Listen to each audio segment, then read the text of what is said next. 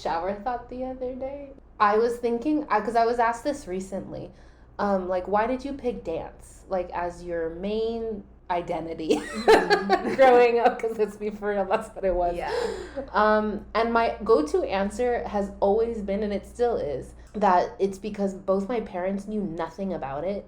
So it was completely my own. Whereas, like, when I did sports, my dad was heavily involved, and my mom was really into my schooling because she'd help me. Yeah. So dance was uniquely mine. But then I really, really thought about it, and I was like, wait a minute, I think I have a deeper answer to this. I'd love to hear it. I know you'll agree. There's no doubt. And as simple as this sounds, it's literally because it's the most artistic form of athleticism that anyone can hone into. Truly. And as someone who did play sports and who did love art, other mediums, not just dance, that was, like, to me, the perfect marriage of the two, where it can be competitive, hence, like, the intense athleticism it takes to actually, like, honestly be good and be professional at it. But then also the added layer of artistry it takes to honestly act and be a completely different character or a completely different energy that you must portray correctly, or else it's gonna fall flat. Like, to me, there's a lot of high stakes in dance that make it so that to me makes me so picky as a viewer. It truly is the perfect marriage of artistry and athleticism that, like, I don't know, like, no soccer player could do, no baseball player could achieve, because all they're focused on is the athleticism or the sport. And then, to me, then, like, no painter can do, because that's all they're concentrated on, is the visual, is the art. And so, because I love the two, I think that was the real deeper draw to it all. Yeah, no, like you predicted, I relate to that. Yeah, I think that's, like, one of the coolest things about dance is you are the art. Yes. You're not making a sculpture or a painting. You're not shooting a ball in a hoop. Like, you are it. You are the art. You are the sport. I think that's the deeper meaning, or the deeper reason why I've gravitated to it so much, is, like, I got my fix for both artistry and athleticism that I couldn't get with just doing a paint class or just playing basketball. I don't know. I didn't like necessarily getting elbowed in the eye. That can happen in dance, though. I know. But at least with dance, it's more unexpected. And with sports, it's like, oh, I might get a black eye today. Like, you need, like, padding and, yeah. like, shin guards and helmets. Like, you're going to battle. Yes. Yeah. It's like a suit of armor, but of pads. Like, I don't really want to have to wear head-to-toe gear for my protection. Like, I don't think that's the sport for me then. No, yeah, I don't align with that. Yeah. You're not going to be in the NFL soon? No. That's your dream? My hand-eye coordination is just not with it. You know, you have, like, the passion that I feel like you would actually be a very good football player. I'd be so mean and angry. Yes, exactly. Channel that anger. I could see you tackling someone real hardcore. I'd be a linebacker. Yeah. Lineman, linebacker. Alignment. Sounds so elegant. Yeah, linebacker. Well, when I played volleyball, very fun sport. I took this volleyball workshop before playing, and even that coach, this was the first time me, like, actually getting trained in it as well. And even that coach was like, do you, like, do dance or gymnastics or something? Because, like, you're pointing your toes when you jump up to block the ball. And it looks great. Turn out. Yeah. But, like, you can't just jump. Like, that is it. And, like, me whacking the ball was this, like, graceful, elegant arm. And then, obviously, no power because I'm, like, taking my sweet time trying to smack it. So yeah, it's always been with me. Yeah. But that was just, like, a random shower thought I had the other day. It's beautiful. Thanks. But yeah, this is gonna be much more of a chill episode. Little recap, where are we at this point this year? Yeah, no, I was just saying, where did May go? We're technically still in it, but it's gonna be gone in, a blink of an eye. But why is it Where did it go? Like, when did it happen? I know. What did your May look like? I feel I like you've been all over the place. Exactly. And I don't look at the date very often. So even if I know what day it is, I'll check the date and it'll be like the 4th of the month. And then the next time I check the date is like the 20th. And I'm like, interesting. I'm like, I lived through 3 Tuesdays already this month. Weird. No, I get you. You know, being with my mom, she's always like, I don't know what day it is today. Don't know what the day of the week. I barely know what the year is. But I'm living life, and that's all that matters. No, I have moments where I genuinely get confused about the year. And I'll have to check, and I'll be like, right. Didn't remember. Well, what trips me up sometimes, and maybe I'm the only one where my brain goes there, like if I were to ever like get I don't want to put that out there in the universe, but when I've seen it portrayed and someone gets like a brain injury or some sort of on the head and like they use those lights to like see if you're awake, and then they're like, okay, they go through like, what year is it, who's our president, da da da da. I'd be awful at that. I'm like, I don't know that to begin with. Thanks. Yeah.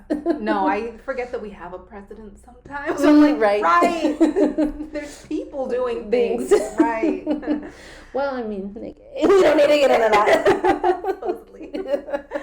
Yeah, allegedly we have leadership in this country, but we wouldn't know. We don't quite feel that. Yeah.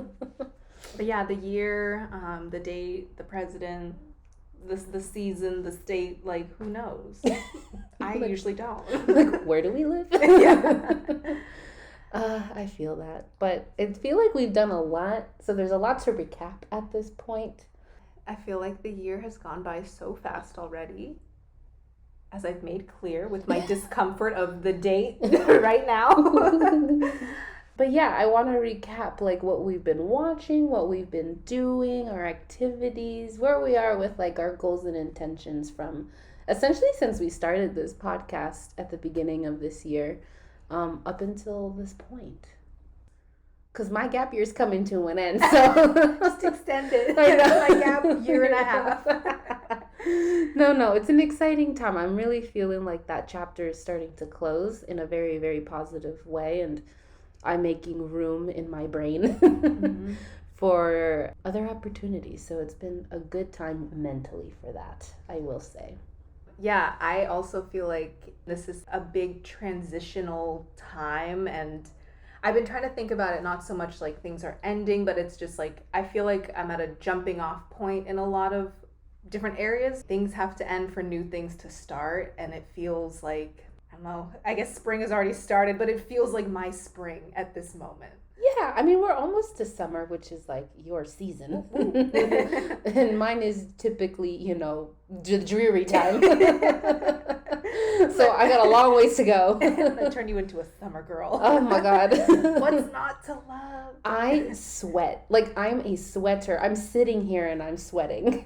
And it's a lovely temperature, so like no complaints.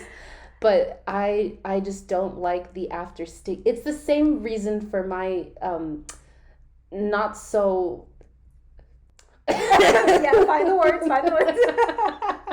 It's like we're almost there. Like, you're not gonna say hatred because I know what the next thought is. Not even dislike, but my lack of interest in hot yoga.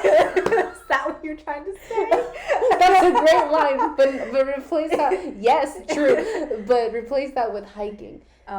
It's just like I can't stand the icky, dirty feeling that I have to drive home in until I get to a shower. That's how I feel in the summertime, but like even in the pool, I'm sweating. It's not that bad. I'm a sweaty girl. So am I. Love hot yoga. I sweat all day, every day. You could just be somewhere that's air conditioned. My home indoors.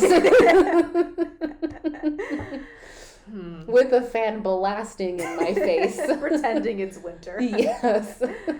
With iced cold water. I don't know if you were meant to be born and raised in LA, Southern California. I thought about that a lot. I think culturally, I definitely like it the best. That's also a lie. Okay. Okay. Calling myself out. Oh, okay. I'd say the attitude, the happiness of the people here, the friendliness, I'll say. Maybe not happiness. Let's be for real. No one's that happy out here. But the friendliness, I love it. But culturally, I'll say, yes, I'm definitely more of a London gal, if you will. Where it is chilly. And you get to layer. I feel like you don't like the cold though either. I don't like weather. I like a controlled environment. Yeah, indoors. I love the indoors. I really do. I love a good indoor moment, which is almost all of my life. No, you do like the cold, and I do like the heat. Yeah. I will say though, in terms of like, if I gotta get down with nature, I do like being barefoot in grass. I don't have a itchy, some people are allergic to grass. Yeah. I'm not, thank God. So that is like the one thing that I do enjoy. But anyway, what have you been watching? What have you been consuming? Favorites, not so favorites? Well, about 20 minutes ago, I finished Bling Empire. Love it. I love Jamie. She literally just shops and does like photo shoots for fun and is just super creative and head to toe in a look every day. And I love that. Same. And I love Anna. We are them. We are them. We are that duo. Yes. Their friendship this season, I was like, I really see that. They both have too much money that they don't know what to do with it all. Like, perfect. Match made in heaven. Like that type of opulence and luxury, I think fits their personality types to a T. Obviously, they were both born into it, and that's all they've known their whole life. So that is like how they're gonna act and be anyway. But they really own it, and they really take it and run. They wear it well. Yeah, no, my favorite Anna moment this season was she had a friend in a car, and they were like saying things, and she's like, "You're stressing me out. We gotta make a U-turn and go to Gucci." And she almost stops traffic because of her little illegal U-turn, don't do that. I don't condone that. But like the fact that she's stressed and all she has to do is go shop to like relieve it, I'm like, love that. Same. That indoor activity, with it. There was another moment where she was in the car with Kevin, and she says like, Sophia's been in the hospital for so long. Like, I haven't seen her. Like she's been in the hospital. She kept saying that. And he's like, who's Sophia? Do we need to go check on her? Like, is she okay? And she looks to Kevin. She goes, you're in Sophia. And he's like, oh. Like, it's her car. But she's talking like it's this person that's been ill. Okay, did I miss it? Or what happened with Cherie and her husband? Like, did they just let that storyline end? Or did I fall asleep when they gave a conclusion to that plot? Or? There was no conclusion to that plot. My best guess is that Kane took things too far with his gossiping this season, as we've all seen if you've seen it. Yeah. And I think with that, I presume that they just decided to stop filming, at least with him.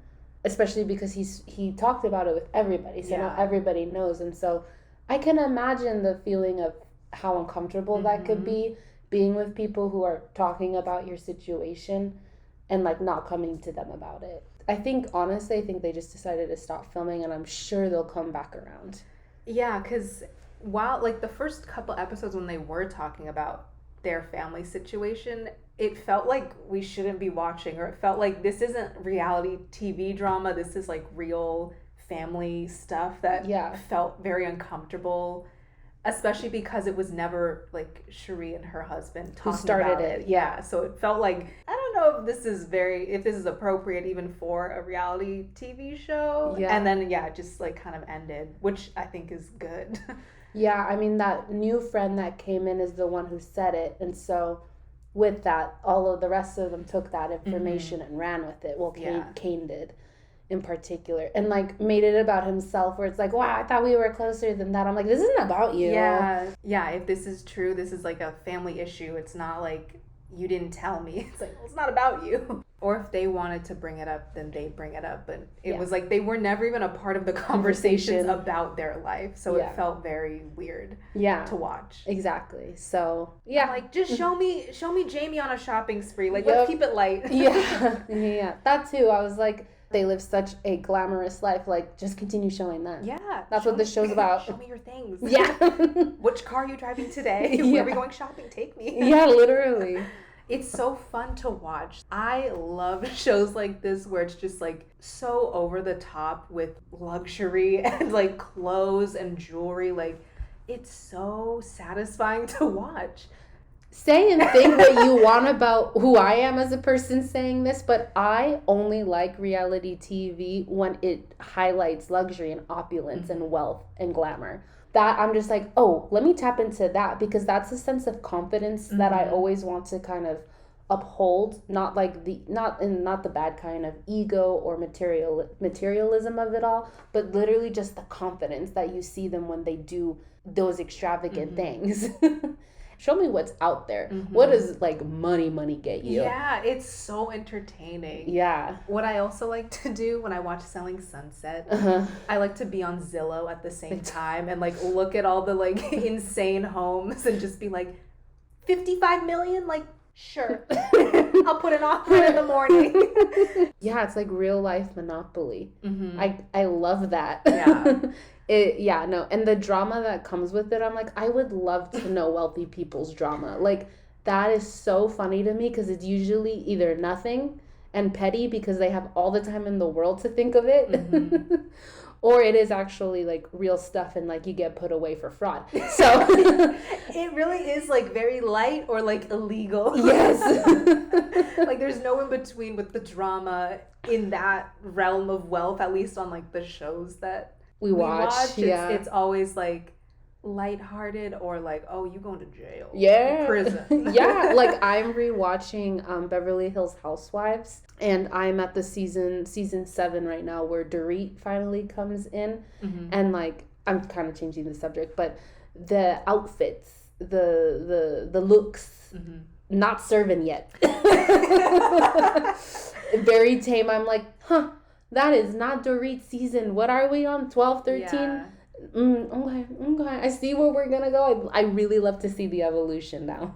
It's always interesting with, I will call them characters, because yes. we don't know these people, but the characters on reality TV, every season when their persona changes so much, I always wonder, like, was that a personal decision?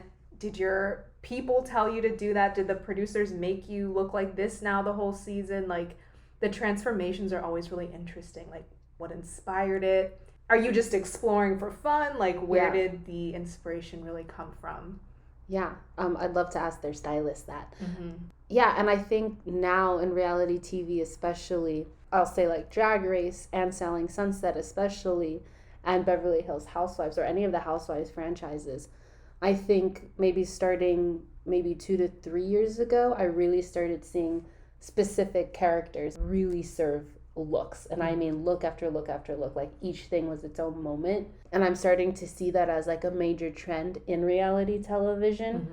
At first, Selling Sunset, like if you remember the first season, all of them were in like business attire, and then maybe halfway through season 1, Christine started showing up in more and more looks, and then all of the rest followed suit after that. Like this last season, everyone was trying to serve a look.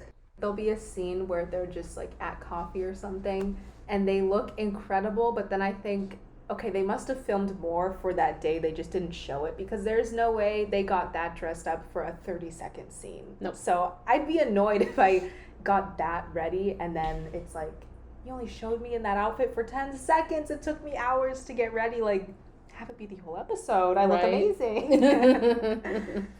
Yeah. What other shows have we been watching? Well, Euphoria. That was about a couple months ago at the beginning of the year. Yeah. What were your thoughts, like season 1 compared to season 2? I enjoyed it for what it was. And that usually is my take with most season 2 and on things. The character development I thought was lacking for, a couple of main characters like Kat, but I feel like a lot of the potential behind the scenes drama kind of interfered, especially with the whole topic of, I don't know if you kept up with it, but a lot of actors were coming out saying that they asked the creator of the show to cut out their nude scenes or topless scenes or whatever it was, And so to think that that show could have been way more naked than it was already this season, I was like, yeah, like where are the brains going? Like this was like the conservative version. Yeah.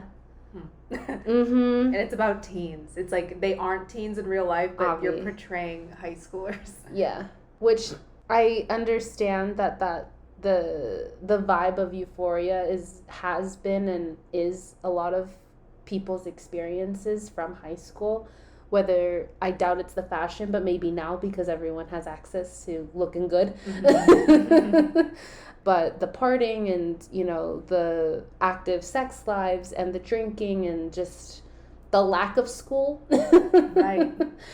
I don't think there's one scene where they're doing homework. Ever. No, they're hanging out. They're doing stuff. I'm like, do you have a project to do? Like a thesis to write? You for got senior SATs? year? Anything. Like, we going to college or no? Probably not. That's okay. Yeah, I mean, overall, I enjoyed it for what it was because I knew going in what to expect in terms of how graphic it's going to be, what was probably going to be portrayed. But some things I was like, I wish this could be a little bit, and I know it's fiction and I know it's a TV show, but I wish it could just be just a smidge more realistic.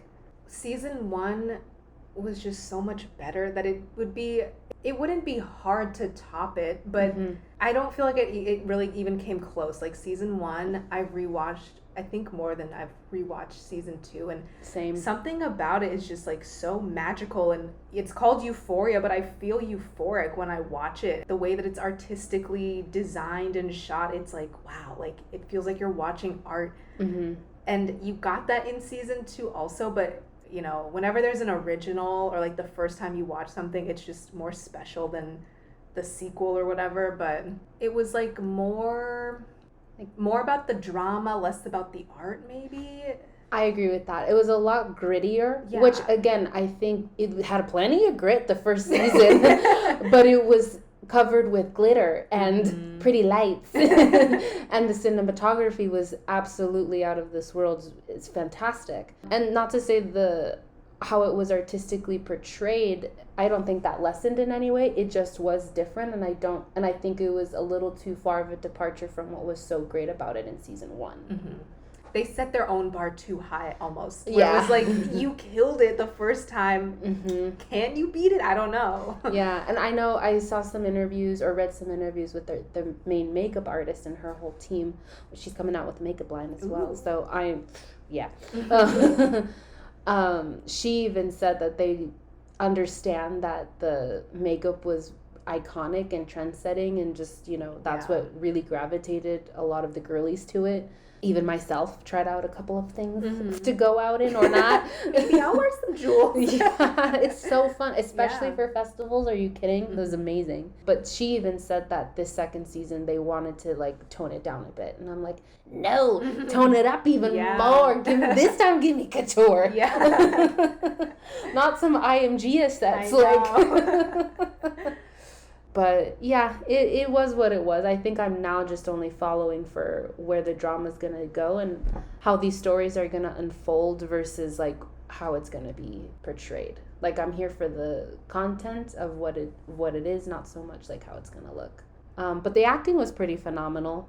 Okay, also, they did nothing with they teased us that Maddie and the lady that she babysits for, that there'd be something there. Like, what was the point of all those close-up shots of like hands and zipper for nothing to be like, that was irrelevant. Yeah. I think that's Minka Kelly. Whoever plays the woman who hired Maddie to babysit her kid. That's very brave. Brave choice. But she said on the first day her dress was supposed to come all the way off. And she was like, no, I'm not. No, can we make that not that? I feel like they needed to either make it a relevant part of the plot or don't include it. Otherwise, it's like, why have this like tension between them if like nothing happens, if it doesn't affect the story at all? Exactly. I think there was a lot of collaboration between the actors and the creator, and thankfully the creator took in all of these actors' opinions about what their character was going through, especially in terms of how they would be portrayed without clothing in their scenes, but I think sometimes it did take away from the development of the story. Like you just said, like, I get it, you don't want to be naked day one on set. However, think of the story and think of where the story is heading. And so then collaborate with the creator and be like, give me your vision, because then something needs to happen between these two characters. If not, then like, don't make it a thing. It just falls flat. Exactly. Yeah. So love the collaboration involved, but some of the choices could have been different for the sake of the entire story, which I do know that there was a lot of rewrites. That's what during COVID. Yeah, it felt like that. It felt like, oh, we're going this way. Oh, we're going this way. Oh, which is fine. Like, I don't need shows to be predictable, but if there are parts that really just like have no end, it's like, okay, are we gonna wrap that up next season? Like, did we forget? Yeah. Should I forget about that? Yeah, there was way too many open-ended things that I feel like are gonna drop. Like, they're gonna pull a Riverdale on me. And it's like all of these open-ended plot lines that felt very important in the moment are gonna, like, okay, to be forgotten. Yeah. But love all the actors in this show. Absolutely obsessed with all of them. Yeah, Gia is so cute. Storm Reid, oh, she's adorable. Yeah. Her reaction when Zendaya won her Emmy for this role, so cute, jumping up and down, screaming. That's cute. Like in a hoodie, looking at the screen, because it was during COVID time, so everyone was watching from home, or it was being virtually done. Yeah, she was just there, like staring, like, okay, I got it, it's gonna happen. And then all of a sudden she just like yelps and jumps for joy. It's so cute. Yeah, she's adorable. And Sydney Sweeney, I have a newfound obsession for her. She's amazing. I think she's beautiful. Love her story and what she stands by. Like, I'm really excited to see where her career is going to go.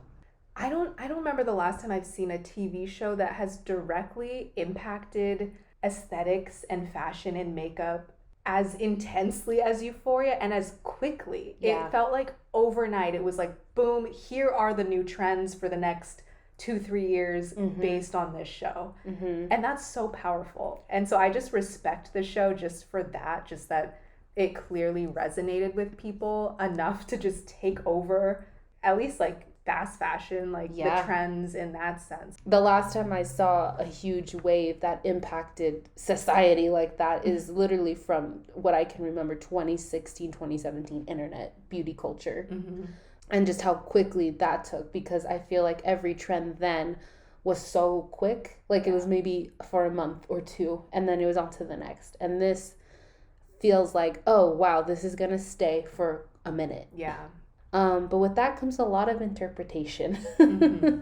And that interpretation isn't always my favorite. That's art.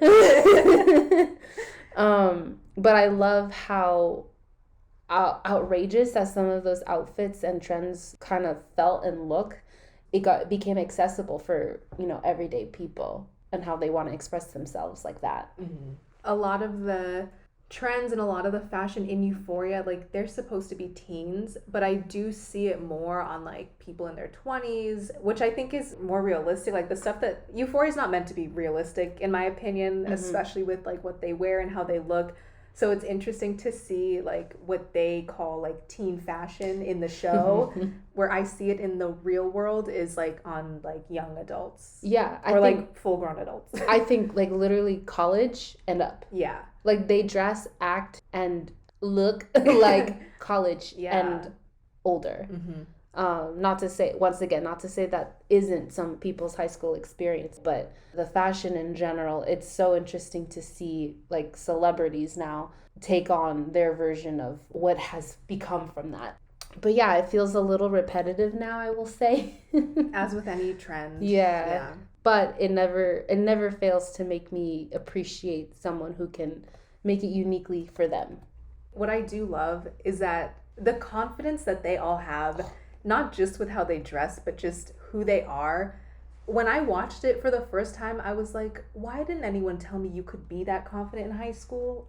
I didn't even know that was allowed. It just seems like, what? Like, what? Right? I'm like, oh, so like we all don't have to be that depressed, that anxious, even though they are, but like you could still have an air of like, I'm the queen of the universe. And that was what was lacking in my high school experience at the very least.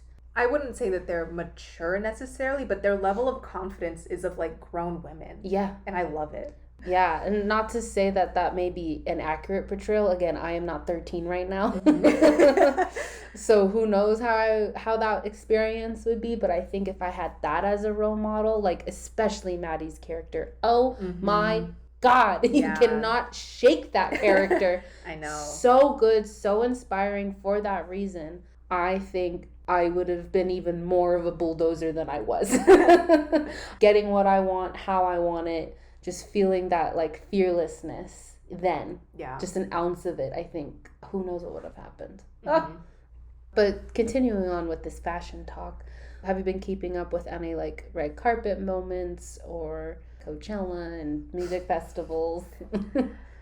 I usually just, when Coachella's coming, and I prepare the cringe, because as much as I respect trying new things with fashion, love that. Go for it. My self-expression is through fashion too. Like, I love that, but it is kind of irritating, I guess, to see. It's either like everyone wears the same kind of thing, or it's just like copy and paste of like whatever the trend is that moment, and it just feels like the clothes are wearing the people a lot of times. I don't know always like the thought behind looks, or, you know, like we were saying with like reality TV, like, did you decide to wear this? Did your people tell you to wear this? Do you actually feel good in this? Like, I don't feel a connection between the people and the clothes a lot of times. Yeah.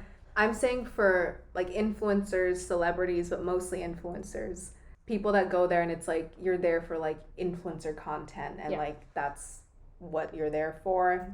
I'll say music festivals in general, but Coachella being number one, because I think it is one of the most photographed music festivals in the world. Yeah. So naturally that comes with a lot of pressure to want to, you know, look your best or whatever. But at the end of the day, be comfortable. Yeah. I think that's number one. Being a music festival aficionado, I got a lot of experience, and I got a lot of preferences when it comes to how I like my music festival experience to be. One, I'm a sitter. I like nicer bathrooms. Yeah. The bathroom situation. If I have 20-30 different straps intertwining around my body and I can't get it off to pee, I'm not wearing it. No. There's just no way. And I know some girlies, that's like fine. That's like not an issue. All power to you. And I also got some thick thigh save lives moments on my body, and I chafe. So just me wanting the comfort over, you know, something difficult in a festival where I'm going to be either standing or walking or just jumping and dancing for, I'll say 8 to 12 hours a day. Comfort comes first for me, but I know I can make that cute in my own way.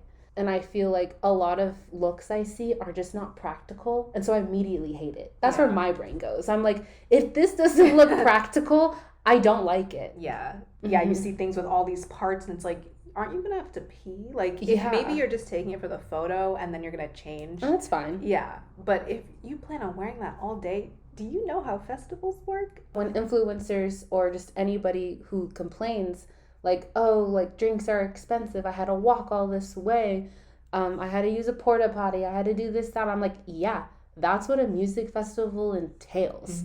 It is your bad that you didn't prep right. Yeah, unless you're there with a brand and like you stay in your own little bubble and everything's convenient. Boring. Boring. But if you're like out with the rest of the people there, like, yeah, lines are long. I don't know, things are expensive. Like, what did you think you were signing up for? Exactly. And then also the people who can at least own it when they say, like, I'm just there for the parties, I'm just there to take the photos. You know what? I respect you for that. Then you wear all the strappy straps you want, but still don't complain to me that you need to use the porta potty and it's taking you 20 minutes to get out of that thing. It's like, well, yeah. Like, yes. So yeah, I love music festivals. I'm happy they're back. In terms of the fashion and what people wear, I am enjoying the evolution, especially in the EDM community. I am enjoying the evolution that like being naked isn't the only option. Mm-hmm. But you could still be so cute and still so with the immersive experience that EDM shows bring with the fashion. So I will say that one is number one for me.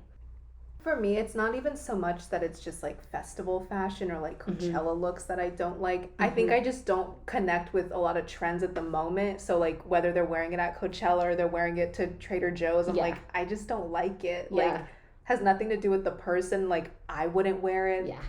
I don't think it looks that great on people. Like, it's truly just my personal taste. Yeah. Where are all the A-list celebrities at? I feel like I've been seeing the same list of celebrities at every event that I have no idea who it is to begin with. And I'm like, where's Ariana Grande? Where's Beyonce? Where is even J-Lo sometimes? Yeah. I've seen her around more, but where are all the icons at? If I see someone, if I'm looking through like Met Gala looks and I don't know who people are, my brain just assumes they're a TikToker. Yeah. And I don't know if that's accurate or not, but I'm like, I don't know. I'm also all for, internet influencers to be at these more mainstream events. I think that to a degree. I think some of them, go to the Met Gala, go to this, go to that. But like specifically for like award shows where it's music or acting, unless you were in, I don't know. I'm one of those people where like, unless you are in it, go for it. Or if you're a corresponder, like you're interviewing or anything like that, awesome opportunity. I would love to do that. But if you're just there because you're a seat filler and they want you to promote watching the show, then I see the direction and I'm here for it, but I need it to make more sense. I feel like with award shows and things like that, previously the complaint would be we see the same people over and over, and now that there are new people, I'm like, who are these people? That's such a good point. So it's like I don't really know what I want or what I expect. Just my observation. I just wish it was more of a mix. Yeah, because sometimes these events, it's either one that takes over or the other, and I'd like more of a mix. Like Marvel, I can name them all for you. Like, where are they? Why aren't they on the red carpet? Seriously. In their costume. Right. That'd be cool. Are you kidding? Scarlet Witch on the Met Gala? I would love to see what that little witchy witch would be. That'd be cool if there was like what if people came like dressed as their character? I love it when actors dress in an ode for that character. Someone does that every time and I forget who. Anyway, but plenty don't. Yeah. Most don't. No, I think that'd be cool. Like, you just come as Darth Vader or whoever you were. Like, in couture. Yes, that'd be amazing. Or bedazzled helmet. Yeah. Are you kidding? Like, mix it up. I want that for me. And then I don't have to guess what you're from. I'll just see and be like, oh, Bridgerton. Yep. I don't have to just feel so out of the loop. I wish for us. Yeah, for my own entertainment. Are you kidding? Idina Menzel dressed as Elsa? Oh my gosh. Iconic. Josh Gad is dressed as a snowman. With the twig arms. Incredible. That's iconic. He could pull that off. Yes. Speaking of Disney. That was actually a great segue. Disneyland. We haven't gone nearly as much as we used to pre-COVID or pre-pandemic. If you don't know, Disneyland is a huge part of our friendship. I consider it a sixth love language, if you will. True. A category that makes us friends. Yes. And I think a lot about Disneyland, just a lot of it has changed that I'm either not a fan of or wish was just different. Yeah. I don't know a single company that hasn't had to adjust since the pandemic, but yeah, everything is more expensive, and it's not like they're, like a company that doesn't have money, so it's kind of irritating. It's like every time we go, either like parking is more expensive or you're scratching your temples here. I don't mean to stress you out. But it's like every time like something there like has a price increase, I'm like, why? Mm-hmm. Why? I'd like a reason. Yeah. But there are a couple of things that I'm like, I understand it's part of the culture, specifically within the parks, that I would just like further explanation on, and or I just would like changed. Such as? What is the hype about popcorn buckets? Oh, like the souvenir ones? Yes, like I understand everything can be considered collectible when it is distributed and created by Disney, like official Disney things. However, collectors here, I'm not judging. I'm genuine. This is genuine curiosity, and I would like answers. Where do you put that? That's what I was They're thinking. so bulky. Yeah, you need like a whole separate cupboard to put collectibles in, which maybe people have. Like if you 100%. are a collector. But okay, hear me out. Maybe just aesthetically for me, I don't like displaying plastic things. Like I like it to be heavy and hardy and like metal or something sturdy. And I see why it's good for park use. And kids. and kids, oh my gosh. Yeah. But for the sake of collecting it, then displaying it, and like, do you ever use it again? That's never been like my go-to souvenir item. I like the ears or like clothes. I love the mugs. Or mugs. Mugs are great. And they're huge. Yeah. So much liquid. Yeah. Here we are complaining about how much everything is. I'm like, I bought 6 mugs, a hoodie, new pair of ears. All them Spirit jerseys, I got them all. They raised the price, but will I still buy things? Of course. I watch Disney vlogs and Disney content on YouTube because I don't go as often, so it feels like I go. And there's like merch searches as themes of videos, which I love. And every time I'm really catching on to it because, oh my gosh, they really try to get you with like, this is limited edition or this is like part of this specific collection and you can only get it at this time. And you know what? I'm like, my wallet is in trouble. Yeah, they're good. They're good. Yeah, but overall, I really hope just in general, if anyone listening is a fellow Disneyland goer, the crowds and the reservation system hasn't been my favorite thing in the world. Again, as a local, I think this was more of a locals thing. I genuinely miss just the freedom to just go versus having to plan as much as we do when we do end up going out there. Yeah, I think that's been the biggest difference, which I understand because they have a certain capacity, so you have to make a reservation. But didn't they get sued because people who had the highest tier part of their ticket was like you get like 6 or whatever days that you can reserve to go, but it's always booked, or like they weren't able to book the way that they were promised and what they were paying so much for. Yeah, the weekends. It's the people get the highest tiered pass as a local because the weekends are what's available. You're not blocked out those days. Yeah. And so when those book up for the whole month and you can't just like decide to go, I think that takes away from the spontaneity. And then Genie Plus. Oh my gosh. So Genie Plus. So if you're unfamiliar, there used to be a thing called Max Pass that you could buy as an add-on unless you had the highest tiered pass back in the day. So for instance, I didn't have the highest tiered pass back in the day, so I would get Max Pass for the sake of convenience to not go to each ride physically to grab a Fast Pass, which is now called Lightning Lane. And so to me, I was like, great, it's just coming back. But they're calling it Genie Plus, and instead of Fast Pass, they're calling it Lightning Lane. Cool. I'm used to that. Didn't have a problem with adding it on as an additional cost. However, the overall system is a lot more limited. Once you do use your Lightning Lane for that particular ride you wanted, you can't do it again. Like you'd have to then wait in line over and over and over again if you wanted to ride just one ride all day. Whereas before, you can get multiple Fast Passes for the same ride if you wanted to. So basically now you pay for individual Fast Passes for certain rides, and you can only get it once. Correct. Again, I just feel cheap. I feel like a cheap date. It just feels like I'm getting gypped. Like gypped, not cheap. Yeah. Like I love Disneyland. I am happy to spend my money on Disney related things, but like you're already paying for either your one-day ticket or your monthly pass. Now I have to pay to do what I came here to do, which is ride the best rides. If I don't want to wait 75 minutes, like I'm shaking my purse out. The pennies are dropping out of my bag, Disney. Like, I am giving you everything. Can I please just go on the Matterhorn? Like, it's so annoying. Like, in our loyalty, they probably owe us money the amount of times that we went when it was easier to go.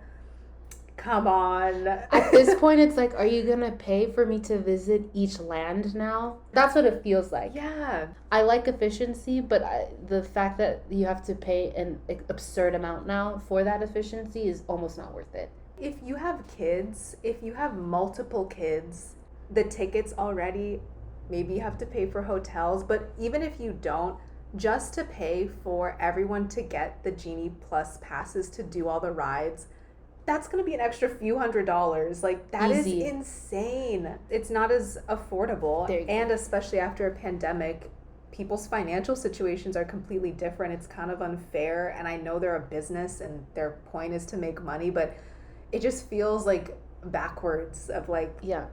I don't know, can we at least keep it the same price for like a year after the pandemic, like the height of it and everything? Like, It was just very quick. Like, the second they could open, okay, come back, but give us even more than money. You were before. Like, I don't know. It's obvious now. Yeah. Like, before, okay, look, it's always been a money machine. It always has been. But for me, the previous CEO, Bob Iger, hit that way better than this current CEO, also named Bob. If you didn't know, which I didn't. I love following the business. I love following the operations of these mega corporations that I so dearly love experiencing. So that's why I know and keep up. Yeah. So I would love to see the stats and I'd love to see the stats. Like, so I can better understand, maybe humanize this a little bit more.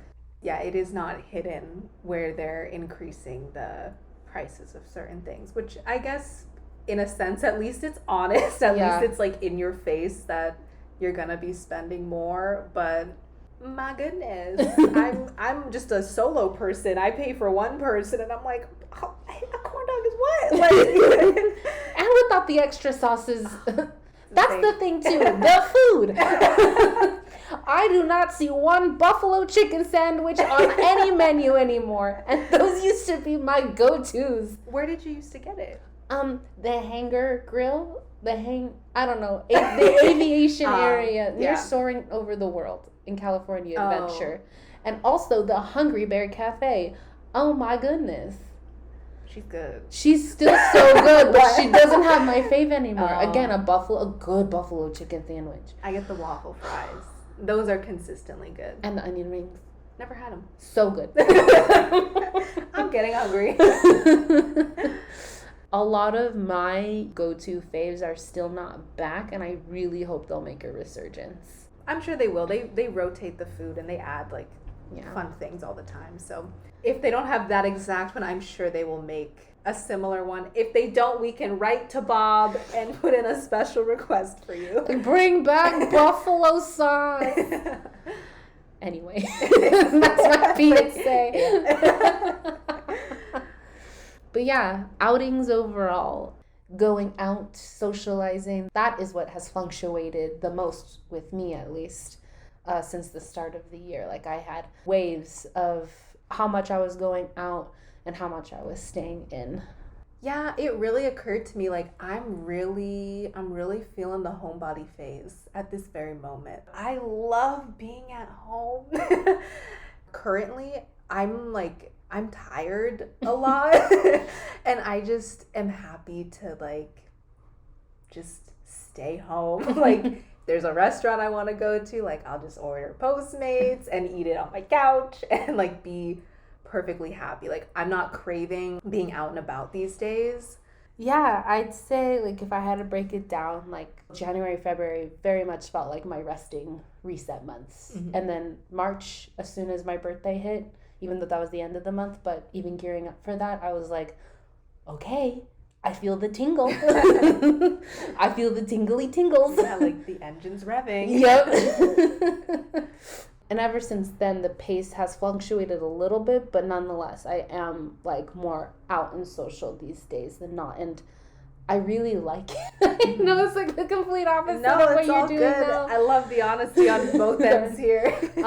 Yeah, and I personally love it. It's so fulfilling, and I think a big part of that came from my trip from London, where I was doing something every single day. And so having that sense of purpose to go out and explore and be adventurous, it really stuck with me when I got back. And so ever since then, I'm like, I want to do something every day. I don't care how big or how small, but like I've been really enjoying that sense of adventure almost that is reinvigorated in myself at this time. And I know we make fun of me for this all the time. Like, I genuinely am not feeling the need to be in bed by 5. Are you sure? It still happens. It definitely still happens, and it's still very fulfilling time. But I'm feeling the need for it less and less. Maybe like 7 p.m. Dare I say 9 from time to time. Ooh. We're grown.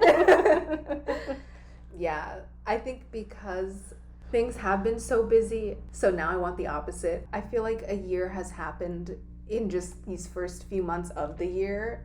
Yeah, and I feel like for me mentally as well, with mental health is concerned, I still feel the evolution of my brain changing from when I really felt it in the fall up until again during the holidays and even the beginning of the year. And then I felt like I had a little like quiet moment where I'm like, let me just sit in this growth. Yeah. Let's not grow anymore. Yeah, because it's a lot. Sink in. Let it marinate. And now I feel reinvigorated, continuing on, growing and evolving and learning more about what I like, what works for me. Yeah, I think that's also a big part of it. Like, I feel a lot of personal transformation happening. So it's like I have a new like personal epiphany kind of thing, and then I need time to like resonate with that and like let that sink in, let that take full effect, and then I like come back as like a person again. I feel like I'm getting to know me more and more every day, so it's like just a day with me and me, love it. See, and now with me on the same breath, which again I love, this is why I love our dynamic. This is why this works, because we can bring in different perspectives.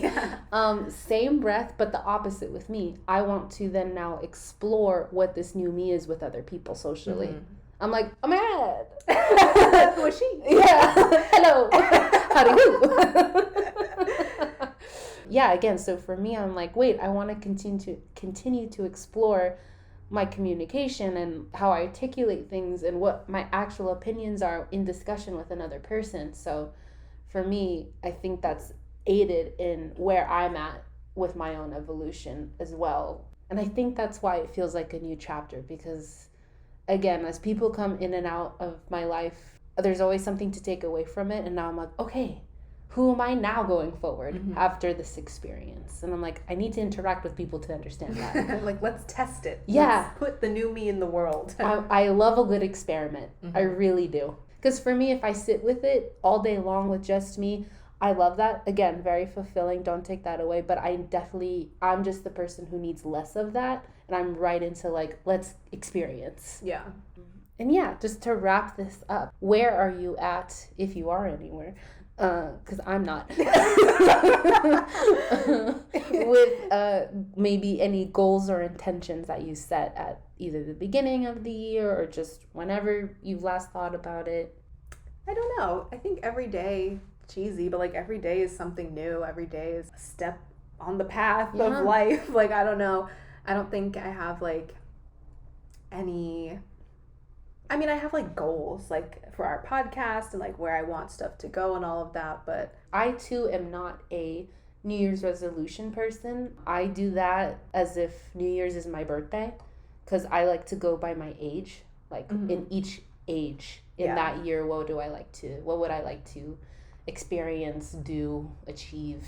And so far, I think health-wise, I've been pretty on it. Compared to what I experienced during the lockdown portion of COVID, I found a great workout routine, my favorite foods, and I think that has been the best part, is like finding foods and routines that really, really resonate with me and that I'm excited to do. Because that was always what was lacking with me in finding a health routine, if you will, is finding exactly what works with my brain and then therefore my body. So I'm really happy to have that now. I like these little check-ins. It's fun. Where's everybody at? How was your first quarter of 2022? But yeah, I'm looking forward to continuing recording and vlogging. I really want to pick up vlogging again. London vlog coming very soon. And yeah, it's beach season. I'm ready to go back. Last time I was there was a seal. Really? Yeah. Which beach? Will Rogers. I know that's like a long stretch of beach, but Regardless. I got there and it was like in my like right peripheral vision. Peripheral.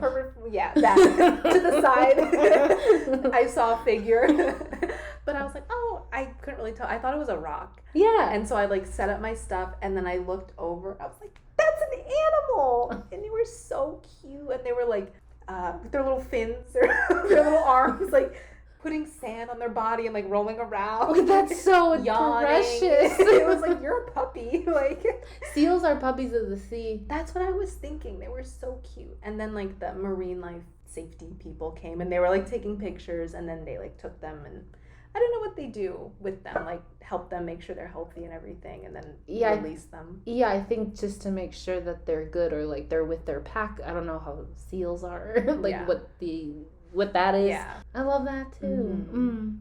I do. Yeah, I miss picnics in the park and picnics on the beach. I want to restart that. Yeah. All right. That wraps that up. Thanks for listening to our Brain dump. Yeah, brain dumps. I love that. And we'll catch you on the next one. This is Wifeys IRL. Bye. Bye-bye.